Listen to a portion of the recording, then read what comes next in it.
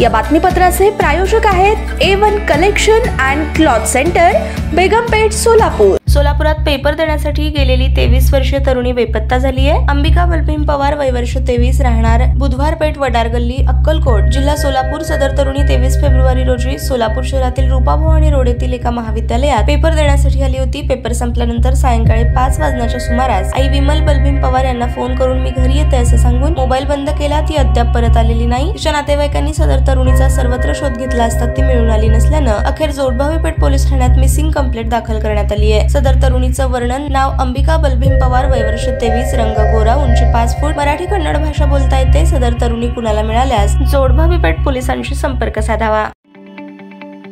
ताज्या बातम्या पाहण्यासाठी प्राईम महाराष्ट्र न्यूज चॅनलला सबस्क्राईब करा।